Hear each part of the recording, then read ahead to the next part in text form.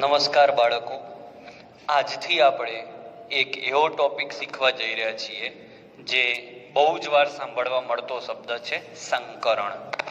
સંકરણને ઇંગ્લિશમાં hybridisation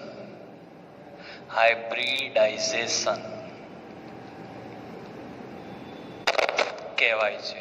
hybridisation કહેવાય છે. હાઇબ્રિડાઇઝેશન ને સમજવા માટે આપણે એક ઉદાહરણ લઈએ કાર્બનનું. કાર્બનનો નંબર 6 છે એટલે આની ઇલેક્ટ્રોન રચના 1s2 2s2 2px1 2py1 અને 2pz1 છે. ઓકે, હવે 2pz0 છે કારણ કે કાર્બનનો નંબર 6 છે એટલે વધુમાં વધુ 6 ઇલેક્ટ્રોન તમે લઈ શકો. હવે આમાં ગયા લેક્ચરમાં જેમ ચર્ચા કરી હતી એમ ઉત્તેજન આવે એટલે અહીંયા જે 1s2 નો ઇલેક્ટ્રોન છે એ એઝ ઇટ ઇઝ રે, આનો એક ઇલેક્ટ્રોન કૂદકો મારીને અહીંયા જાય એટલે 2s1 2px1 2py1 અને 2pz1. તો આ 4 કક્ષકો થઈ. છેક સુધી શાંતિથી સાંભળજો, વ્યાખ્યામાં હું પછી જઈશ. આ 4 કક્ષકો ની ઉર્જા લગભગ સમાન હોય. કેમ? કારણ કે ઉર્જા માપવાનું સૂત્ર શું છે? n+l. તો 2s માં n+l કેટલો થાય? તો 2s માં 2 + 0, કારણ કે n બરાબર 2 અને s માટે l બરાબર 0, તો 2 + 0 2 થાય. અને 2p ની વાત કરું તો n+l 2 + 1 3 થાય. તો આ 2 છે અને આ 3 છે. તો આ બે ઉર્જાઓ લગભગ નજીકની કહેવાય. ઓકે, સમજો, હું સંકરણમાં ધીમે ધીમે તમને લઈ જઉં છું. તો આ કક્ષકોની ઉર્જા લગભગ સમાન છે. તો આ કક્ષકો વચ્ચે એટલે લગભગ, વ્યાખ્યા તો છેલ્લે આવશે, જો તમે, લગભગ સમાન ઉર્જા ધરાવતી કક્ષકો, ઉર્જા ધરાવતી કક્ષકો વચ્ચે સંમિશ્રણ થઈ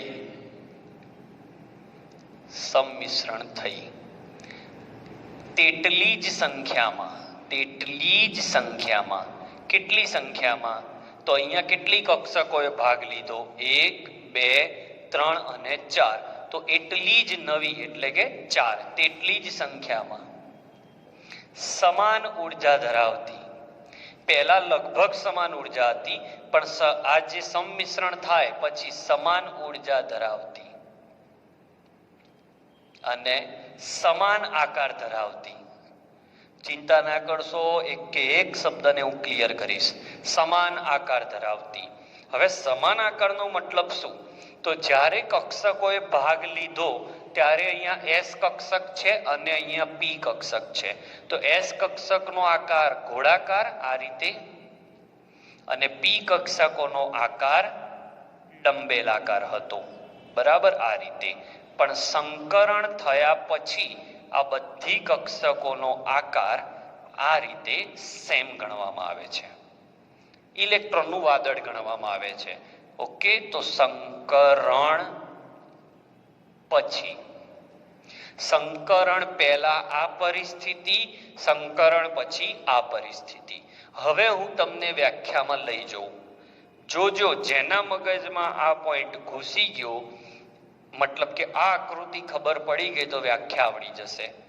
લગભગ સમાન ઉર્જાવાળી કક્ષકો, આ કક્ષકો એક જ તત્વની હોવી જોઈએ, એટલે એક જ પરમાણુની. એટલે કે કાર્બનમાં સંકરણ થાય છે તો કાર્બનની જ કક્ષકો હોવી જોઈએ. ઓકે, તો અહીંયા વ્યાખ્યા લખું છું, એક જ પરમાણુની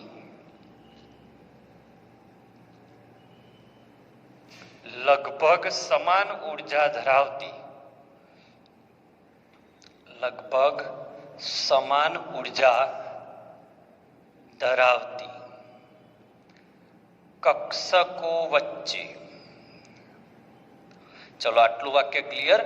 એક જ પરમાણુની એટલે કાર્બન સમજી લો, લગભગ સમાન ઉર્જા ધરાવતી અથવા ઉર્જા તફાવત ઓછો હોય એવી એક જ પરમાણુની લગભગ સમાન ઉર્જા ધરાવતી કક્ષકો વચ્ચે શું થાય? સંમિશ્રણ થઈ સમાન આકાર. આની વાત ચાલુ થઈ હવે. સમાન આકાર અને સમાન ઉર્જા એટલે હવે ચારે કક્ષકો આ જે બની એ ચારે કક્ષકોની ઉર્જા સમાન ઉર્જા અને સમાન સંખ્યામાં નવી કક્ષકો ઉદ્ભવવાની. હવે જે શબ્દ લખું છું એ આજના લેક્ચરનો મેઇન. ઉદ્ભવવાની કલ્પનાને, આવું કંઈ હશે એવું વિચારવામાં આવ્યું છે. કલ્પનાને સંકરણ કહે છે. શું કહેવાય છે? સંકરણ. જેમ સંસ્પંદન હતું ને એવું જ છે. અને સંકરણથી મળતી કક્ષકોને સંકૃત કક્ષકો કહે છે. શું કહેવાય છે બાળકો? સંકૃત કક્ષકો કહે છે. કોન્સેપ્ટને મગજમાં ક્લિયરલી નાખો. વ્યાખ્યા એક શબ્દ પણ વ્યાખ્યાનો ગોખવો નહીં પડે. ફરીથી આવો. એક પરમાણુની, સમજો, એક જ પરમાણુની જુદી જુદી પરમાણવીય કક્ષકો કે જેની ઉર્જા લગભગ સમાન છે. તો એક જ પરમાણુની લગભગ સમાન ઉર્જા ધરાવતી કક્ષકો વચ્ચે, બોલો, એક જ પરમાણુની લગભગ સમાન ઉર્જા ધરાવતી કક્ષકો વચ્ચે સંમિશ્રણ થઈ સમાન આકાર, સમાન ઉર્જા અને સમાન સંખ્યાની નવી કક્ષકો ઉદ્ભવે છે, જેને સંકૃત કક્ષકો કહે છે. અને આ કક્ષકો ઉદ્ભવવાની કલ્પનાને, એક ઘટનાને સંકરણ કહે છે. ઓકે, એટલે સંકરણ પહેલા કક્ષકોના આકાર અને ઉર્જા જુદી હતી, પણ સંકરણ પછી આકાર અને ઉર્જા સમાન થાય છે. ઓકે, એના કારણે જ આપણે એની બંધ ઉર્જા, એનો આકાર વગેરે જાણી શકીએ છીએ. તો સંકરણ એટલે શું? તો આટલી વસ્તુ ક્લિયર રાખો. હવે સંકરણથી ઉત્પન્ન થતી કક્ષકોની લાક્ષણિકતા શું, સંકરણ ક્યારે થાય એની ચર્ચા કરીએ. I think you are very much clear. ફરી એકવાર તમારા માટે વ્યાખ્યા બોલી દઉં. એક જ પરમાણુની લગભગ સમાન ઉર્જા ધરાવતી કક્ષકો વચ્ચે, એક જ પરમાણુની લગભગ સમાન ઉર્જા ધરાવતી કક્ષકો વચ્ચે સંમિશ્રણ થઈ સમાન આકાર, સમાન ઉર્જા અને સમાન સંખ્યા ધરાવતી નવી કક્ષકો ઉત્પન્ન થાય છે અથવા ઉત્પન્ન થવાની કલ્પનાને સંકરણ કહે છે. અને ઉદ્ભવતી કક્ષકોને સંકૃત કક્ષકો કહે છે. ગોખતા નહીં વ્યાખ્યા.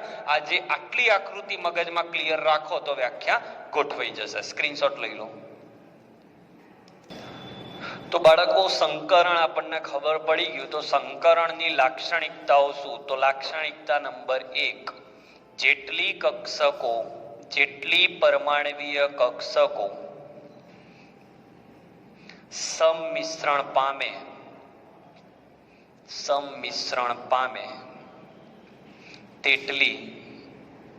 તેટલી જ કક્ષકો નવી ઉત્પન્ન થાય. શરત નંબર 1. લાક્ષણિકતા કહેવાય. બીજું કે ઉત્પન્ન થતી નવી કક્ષકોની જે વ્યાખ્યા હતી ને એની જ કક્ષકોની ઉર્જા સમાન હોય. ત્રીજો પોઈન્ટ, નવી કક્ષકોનો આકાર પણ સમાન હોય. અને ચોથો અને અગત્યનો પોઈન્ટ, નવી કક્ષકો એટલે કે સંકર કક્ષકો, જે હમણાં આપણે કહી હતી ને, નવી કક્ષક મતલબ સંકરણ પછીની સંકૃત કક્ષકો. નવી કક્ષકો એ અવકાશમાં એવી રીતે ગોઠવાય કે જેથી તેમની વચ્ચે અપાકર્ષણ ન્યૂનતમ રહે છે. એટલે આકાર, ભૌમિતિક આકાર, અણુનો ભૌમિતિક આકાર જાણી શકાય છે. ક્લિયર? આ તમારી સંકરણની લાક્ષણિકતાઓ થઈ. હવે સંકરણ કોણ કરી શકે એટલે સંકરણ માટેની શરતો. તો શરત નંબર 1, સંકરણ કઈ કક્ષકો કરી શકે? તો શરતોમાં શરત નંબર 1, સંયોજકતા કક્ષાની કક્ષકો જ ભાગ લઈ શકે. સંયોજકતા કક્ષાની કક્ષકો જ સંકરણમાં ભાગ લઈ શકે. હું દરેક લેક્ચરમાં તમને હજી પણ કહી રહ્યો છું, ઇલેક્ટ્રોન રચના ના ફાવતી હોય તો તમે ભરાઈ જશો. બરાબર? વળી બીજી શરત, આ જેટલું લખું છું ને, આ અને આ એ બંને કોન્સેપ્ટ એની વ્યાખ્યામાંથી જ લાવી રહ્યો છું. બરાબર? પોઈન્ટ નંબર 2 કે ભાગ લેતી કક્ષકોની ઊર્જા, ભાગ લેતી કક્ષકોની ઊર્જા લગભગ સમાન હોય છે. ભાગ લેતી કક્ષકોની ઊર્જા લગભગ સમાન હોય છે. બરાબર? ત્રીજો પોઈન્ટ, સંકરણ માટે ઇલેક્ટ્રોનની બઢતી કરવી પડે તો કરવાની. બઢતી કરવી મતલબ પેલો ઉત્તેજન કર્યું હતું ને, ઇલેક્ટ્રોનને કાર્બનમાં શું કર્યું હતું? 2s માંથી ઇલેક્ટ્રોનને બઢતી કરીને, બઢતી એટલે પ્રમોશન કરીને આગળની કક્ષકમાં આપણે લઈ ગયા હતા. એવું તમે કરો તો વાંધો નથી. બરાબર? અને જે સંકરણમાં ભાગ લેતી કક્ષકો છે, સંકરણમાં ભાગ લેતી કક્ષકો એ અર્ધપૂર્ણ હોવી જોઈએ. તો જ આવનારા પરમાણુના ઇલેક્ટ્રોનને સમાવી શકે. અર્ધપૂર્ણ હોવી જોઈએ તો જ સહસંયોજક બંધ બને. પણ મેં ગયા લેક્ચરમાં પણ કહ્યું હતું કે ઘણીવાર સંપૂર્ણ ભરાયેલી કક્ષકો પણ ભાગ લે છે. જેને આપણે કયો બંધ કહીએ છીએ? યાદ કરો મિત્રો, સવર્ગ સહસંયોજક બંધ કહે છે. ક્લિયર? તો આ સાથે આજનો લેક્ચર સંકરણ પૂરો થાય છે અહીંયા. ક્લિયર? તો સંકરણની માહિતી અહીંયા પૂરી થાય છે. તમારે સ્ક્રીનશોટ લેવાનો હોય તો લઈ લો સ્ક્રીનશોટ. તો આવતા લેક્ચરમાં આપણે સંકરણ જુદા જુદા અણુઓમાં શીખીશું. નમસ્કાર બાળકો, આજના વિડીયોની અંદર sp સંકરણ અને sp2 સંકરણ ભણીશું. સૌથી પહેલા sp સંકરણ એટલે શું? તો જે સંકરણમાં એક s કક્ષક અને એક p કક્ષક સંમિશ્રણ અનુભવે તો તેને sp સંકરણ કહે છે. sp સંકરણમાં s ની ટકાવારી કેટલી એટલે s કક્ષકની ટકાવારી કેટલી? તો કુલ કક્ષકો કેટલી? તો એક s અને એક p એટલે 2 થઈ. એમાંથી s કક્ષક કેટલી વાર? તો 1 વાર. તો આની ટકાવારી થઈ કહેવાય 50%. ઓકે, બહુ સહેલો પોઈન્ટ છે. પછી પર્સેન્ટેજ p ગણવો છે. ચલો, એટલે p ની ટકાવારી કેટલી? તો કુલ કક્ષકો 2, એમાં p કેટલી વાર? તો 2 માંથી p 1 વાર એટલે 1/2. તો એમાં પણ તમારે 50% આવે. આનો આકાર કેવો આવે? તો આમાં s અને p સંકરણ અનુભવે ત્યારે તેનો આકાર રેખીય આવે. રેખીય આકાર હોય.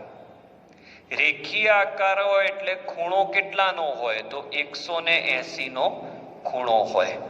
તો એસપી સંકરણ વિશે સામાન્ય માહિતી આપો એવું પૂછાય તો આ રીતે આવશે. હવે આમાં સંકરણ સમજાવું એક્ઝેક્ટલી. તો આ એસ કક્ષક થઈ અને આ પીઝેડ કક્ષક થઈ. એ ઝેડ અક્ષ ઉપર, ઝેડ અક્ષ એટલે આ રીતે આડી, આ અને આ એકબીજા સાથે સંમિશ્રણ પામે. તો સંકરણનો નિયમ શું છે યાદ કરો, જેટલી કક્ષકો એકબીજા સાથે સંમિશ્રણ પામે એટલી જ નવી કક્ષકો ઉત્પન્ન થાય. એની ઉર્જાઓ પણ સમાન હોય, એમના આકાર પણ સમાન હોય. તો આ અને આ જોડાય એટલે આ રીતે વિરુદ્ધ દિશામાં એક પિંડક, પિંડક એટલે ઇલેક્ટ્રોનનું વાદળ, તો એક પિંડક આ બાજુ રહે, એક પિંડક આ બાજુ રહે, એકબીજાથી વિરુદ્ધ. અને નાના નાના બે ઋણ પિંડક આ અંદર રહે, નાના પિંડક આ રીતે. ઓકે, તો કક્ષકો તો બે જ છો, ધન ઋણ ધન ઋણ આ રીતે. જો આ ધન પિંડક અને આ ઋણ પિંડક, આ નાનું. એ જ રીતે આ ઋણ પિંડક અને આ ધન પિંડક, આવી બે કક્ષકો ઉત્પન્ન થાય. એ બે ભેગી દેખાય, આવી દેખાય, એકબીજાથી વિરુદ્ધ હોય. દરેક સંકરણમાં હું આવું શીખવાડીશ એટલે ધીમે ધીમે તમને આવડી જશે. તો આ એસપી સંકરણની માહિતી થઈ. એસપી સંકરણનું ઉદાહરણ સમજાવો તો એનું ઉદાહરણ થશે BeCl2. કેવી રીતે મને આવડ્યું કે BeCl2 જ છે? કારણ કે બેરેલિયમનો નંબર 4 છે, એટલે બાહ્ય કક્ષામાં 2 ઇલેક્ટ્રોન છે, એટલે 2 કક્ષકો ભાગ લેશે. અને આમાં પણ 2 જ કક્ષક છે એટલે મેં બેરેલિયમ લીધો. ઓકે, તો બેરેલિયમ ની ઇલેક્ટ્રોન રચના લખવાની, તો લખાવો 1s2 2s2. ઓકે, હવે મેં તમને કહ્યું છે સંકરણ કરવા માટે અર્ધપૂર્ણ કક્ષક જોઈએ, એટલે બેરેલિયમને તમારે સહેજ ઉત્તેજિત કરવો પડે. એટલે 1s2 એમની એમ રહે, 2s2 માંથી 2s1 થઈ જાય અને એક ઇલેક્ટ્રોન આગળ જતો રહે, 2px1 2py0 અને 2pz0 આ રીતે. ઓકે, તો 1s2 2s2 ધરા અવસ્થાની ઇલેક્ટ્રોન રચના હતી. સંકરણ કરવા જાય એટલે ઇલેક્ટ્રોન બઢતી થાય, એટલે યુગ્મિત ઇલેક્ટ્રોન અયુગ્મિત બને. તો હવે 2 કક્ષકો તમને મળી ગઈ. કઈ કક્ષકો સંકરણમાં ભાગ લેશે? 2s અને 2p આ સંકરણમાં ભાગ લે. ઓકે, અને આ બેના જોડાવાથી સંકર કક્ષકો આના જેવી ઉત્પન્ન થશે. તો 2s અને 2p સંકરણ અનુભવી sp સંકૃત કક્ષકો બનાવે છે. બરાબર, કઈ કક્ષકો સંકરણ અનુભવે છે? 2s અને 2p ની એક એક કક્ષક સંકરણ અનુભવી sp સંકરણ સંકૃત કક્ષકો બનાવે છે.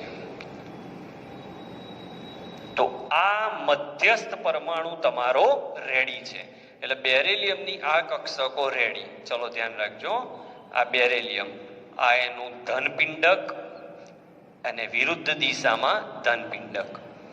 ઋણ પિંડક નાનું હોય અને અંદર તરફ હોય, આ ઋણ પિંડક અને આ ઋણ. બી નું કામ પૂરું. હવે Cl ની વાત કરો તો Cl નો નંબર 17 છે. એની ઇલેક્ટ્રોન રચના તમે લખશો તો Cl માં આવું આવશે, neon complete 2s2 2p5. 2p5 દોરું તો કંઈક આવું થાય બાળકો. p માં 3 ખાના હોય, 2px 2py અને 2pz. 5 એટલે 1 2 3. કયા નિયમનું પાલન કરું છું? હુંડ. 4 અને 5. તો આ એક અયુગ્મિત ઇલેક્ટ્રોન રહી ગયો, એ આની સાથે જોડાય. ઓકે, એટલે 2pz કક્ષકનો ઇલેક્ટ્રોન અહીંયા આવે. આ એક Cl, એવા કેટલા Cl છે? 2. એક અહીંયા આવે. આ રીતે કક્ષકોનું સંમિશ્રણ થાય. ધનની સામે ધન જ આવે, કારણ કે મેં આગળના લેક્ચરમાં શીખવાડ્યું હતું, અને ધન સંમિશ્રણ કહેવાય. જો વિરુદ્ધ આવે તો ઋણ સંમિશ્રણ કહેવાય, જે ચાલે નહીં. તો BCl2 નો આકાર મેં આગળ પણ ચલાવ્યો હતો. કયો આકાર આવે? રેખીય. ઓકે, હવે આ જે બંધ બન્યા એ છેડાથી છેડાના બંધ બન્યા. દેખાય છે? છેડાથી છેડાના બંધ બન્યા એટલે કયા બંધ કહેવાય? સિગ્મા. અને એકદમ શોર્ટકટ ટ્રીક આપું, યાદ રાખી લેજો. સંકરણમાં બહુ જ કામમાં હશે તમને 12મા સુધી. સંકરણમાં ભાગ લેતી કક્ષકો વચ્ચેના સંમિશ્રણથી જે બંધ બને તેને સિગ્મા બંધ કહે છે. સંકરણમાં ભાગ લેતી કક્ષકો વચ્ચેના સંમિશ્રણથી જે બંધ બને તેને સિગ્મા બંધ કહેવાય. એટલે આ સિગ્મા બંધ અને આ પણ સિગ્મા બંધ. તો એવો પ્રશ્ન પૂછાય, BCl2 માં સિગ્મા બંધ કેટલા? તો 2 વાર સંકરણ થયું એટલે 2 સિગ્મા બંધ આવે. તમારે આની પ્રેક્ટિસ કરવાની છે. હું જેમ જેમ આગળ સંકરણ લેતો જઈશ એમ તમારું પાક્કું થતું જશે. તો સંકરણ નંબર 1 પૂરું, sp સંકરણ. આના પછી શીખીએ sp2 સંકરણ. સ્ક્રીનશોટ લઈ લો.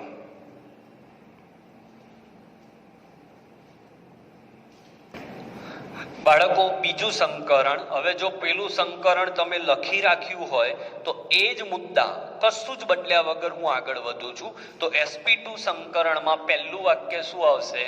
તો એક S કક્ષક, અહીંયાથી દેખાય છે S એકવાર, એક S કક્ષક અને 2 P કક્ષક. P 2 વાર છે. 2 P કક્ષક સંકરણમાં ભાગ લે. હવે આમાં જેમ પેલામાં શીખવાડ્યું હતું એમ S લક્ષણ કેટલું આવે? તો S લક્ષણ તો કુલ કક્ષકો કેટલી? તો S 1 વાર અને P 2 વાર. તો કુલ કક્ષકો કેટલી? 3. કુલ કક્ષકો 3. એમાં S કેટલી વાર? તો 1 વાર. તો અહીંયા 1/3 એટલે 33.33%. અને percentage of P કેટલા આવે? તો કુલ કક્ષકો 3. 3 તો 3 જ રહે ને. એમાં P કેટલી વાર? તો 2. એટલે એની ટકાવારી તમારે 66.66 આવશે. ઓકે, હવે 3 કક્ષકો એકબીજા સાથે સંકરણ અનુભવે છે અને જ્યારે એક ગોઠવાય છે ત્યારે એનો આકાર, જે આપણે આકારનું કોષ્ટક ભણ્યા હતા ને એ જ છે. 2 કક્ષક હોય તો રેખીય, અહીંયા 3 કક્ષક એટલે સમતલીય ત્રિકોણ સ્વરૂપે ગોઠવાય. ખૂણો કેટલો આવે બાળકો? તો સમતલીય ત્રિકોણમાં ખૂણો શું આવે? 120. ગોઠવાય કેવી રીતે? સંકરણ દોરું છું, જુઓ. આ એક S કક્ષક આવી, આ PY, આ PZ, જે લેવી હોય લેવાય. 3 કક્ષકો. તો સંકરણની વ્યાખ્યા યાદ કરો. જેટલી કક્ષકો ભાગ લે એટલી જ નવી કક્ષકો રચાય. જેટલી નવી કક્ષકો રચાય એ બધાનો આકાર સમાન અને ઉર્જા સમાન હોય. ક્લિયર હશે આઈ થિંક. તો સંકરણ પછી અહીંયા 3 કક્ષકો રચાશે એટલે 3 ધન લોભ, આ રીતે 3 ધન લોભ મોટા. અને આવી જ રીતે કેમ ગોઠવ્યા? તો ત્રિકોણ આકાર જ ગોઠવવાના છે. 3 મોટા અને 3 નાના ઋણપિંડક. આ રીતે કે ધનપિંડક અને ઋણપિંડક. પિંડક એટલે 2 પિંડ ભેગા થાય એટલે એક કક્ષક બને, એ રીતે છે. તો સંકરણ પહેલા આવું હતું, સંકરણ પછી આવું છે. તો આને સમજાવવા માટેનું ઉદાહરણ તો જો મારા મગજમાં ઉદાહરણ હું કેવી રીતે લાવું છું. તો કેટલી કક્ષકો જોઈએ છે મારે? 3. એટલે બાહ્ય કક્ષામાં કેટલા ઇલેક્ટ્રોન જોઈશે મિત્રો? 3. તો બાહ્ય કક્ષામાં 3 ઇલેક્ટ્રોન હોય એવું તત્વ શોધી લાવો. તો સમૂહ 13 માંથી લેવાનો. એટલે સમૂહ 13 માંથી આપણે ઉદાહરણ લઈએ તો BCl3. કદાચ તમને ખબર હશે, આપણે અણુઓના આકારનું જે પહેલું કોષ્ટક ચલાવ્યું હતું એમાં આ જ ઉદાહરણ હતું. તો બોરોનની ઇલેક્ટ્રોન રચના લખવાની. બોરોનનો નંબર 5. ઇલેક્ટ્રોન રચના 1s2 2s2 2p1. હવે બોરોનને ઉત્તેજિત કરવાનો, ઇલેક્ટ્રોન બઢતી મળે, 1s2, 2s માંથી એક ઇલેક્ટ્રોન નીકળી જાય અને 2p2 થઈ જાય એટલે 2px1 લખાય અને 2py1 લખાય અને 2pz માં કંઈ નહીં. આ રીતે થાય. હવે તમે આને દોરો તો આની જોડે 4 કક્ષકો થઈ ગઈ. 2s ની એક,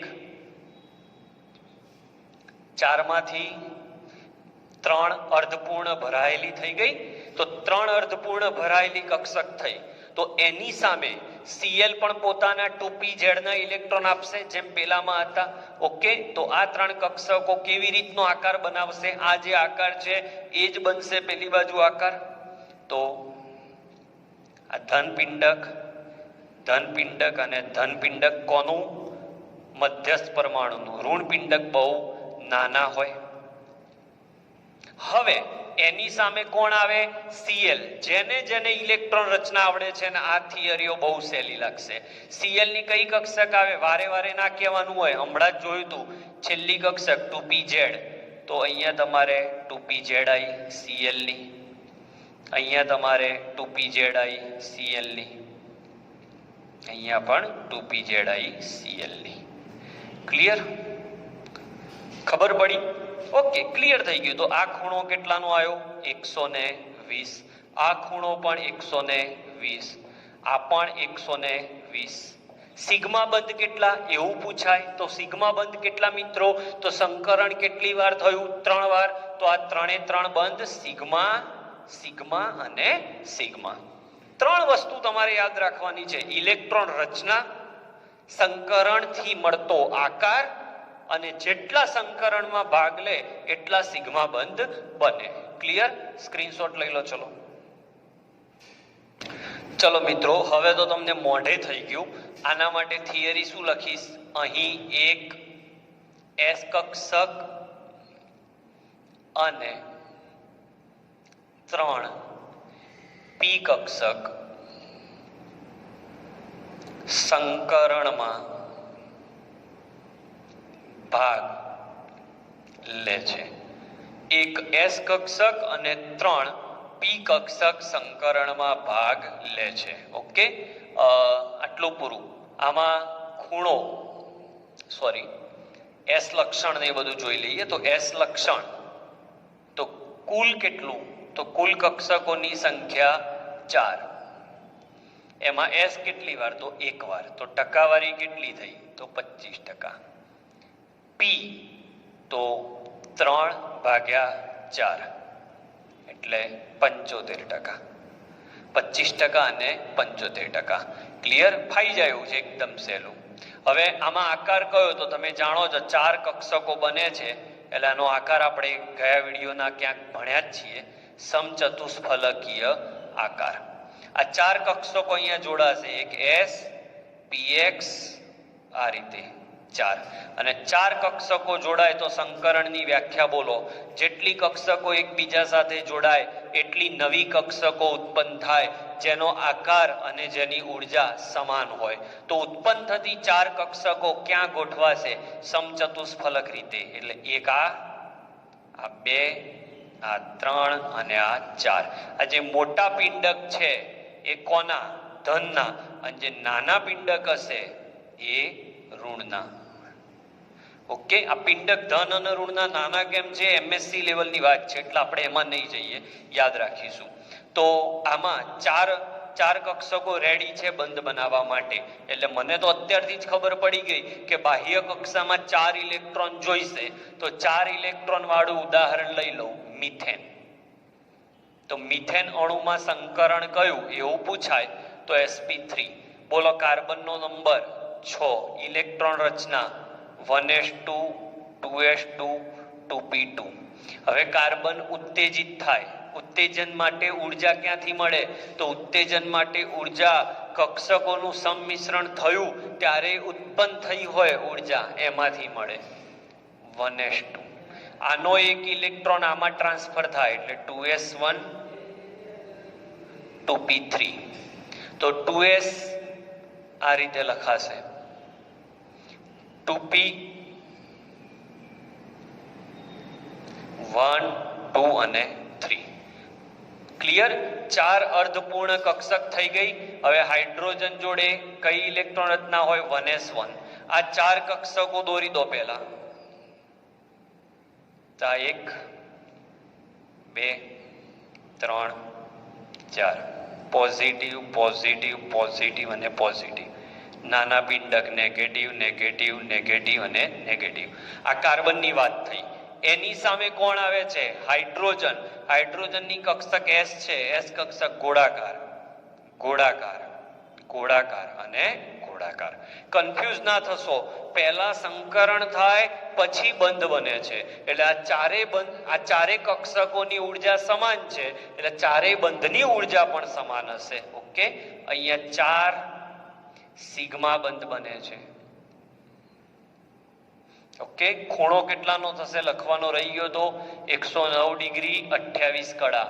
એટલે આ ખૂણો, આ અને આ બધા ખૂણા 109 ડિગ્રી ને 4 સિગ્મા બંધ બને છે. ઓકે, આકાર સમચતુષ્ફલકીય છે. એકદમ સહેલું. જેટલી કક્ષકો સંકરણમાં ભાગ લે એટલી નવી કક્ષકો બને.